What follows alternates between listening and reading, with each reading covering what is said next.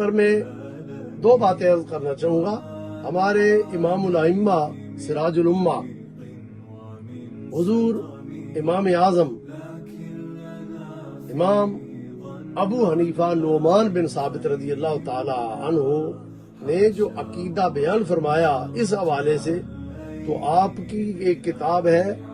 وصیت الامام ابی حنیفہ رضی اللہ تعالی عنہ، یہ میرے سامنے ہے. اس میں آپ نے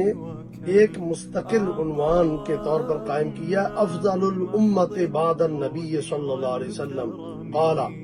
والخامس نقر بأن افضل هذه الامة بعد نبينا محمد صلی اللہ علیہ وسلم ابو بکر الصدیق ثم عمر ثم عثمان ثم علی رضوان اللہ تعالی علیہم اجمعین. یہ آپ نے ترتیب سے عقیدہ بیان فرما دیا. اپنی جو وصیت کے نام سے جو آپ کی کتاب شریف مشہور ہے اس میں یوں بیان فرمایا. الفقہ الاکبر کے اندر بھی اسی ترتیب سے بیان فرمایا اور اہل سنت کے ہاں یہی ترتیب ہے. اس پر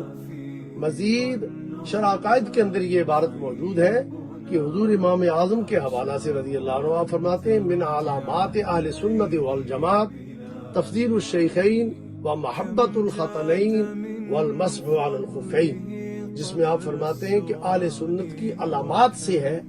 کہ افضلیت شیخین، یعنی شیخین کی افضلیت کا عقیدہ رکھنا کہ سب سے افضل انبیاء و مرسلین کے بعد صدیق اکبر رضی اللہ عنہ ثم فاروق اعظم، اور محبت خطنین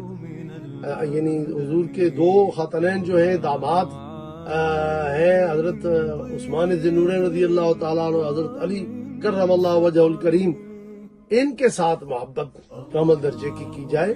اور اسی ترتیب سے ان کی فضیلت مانی جائے.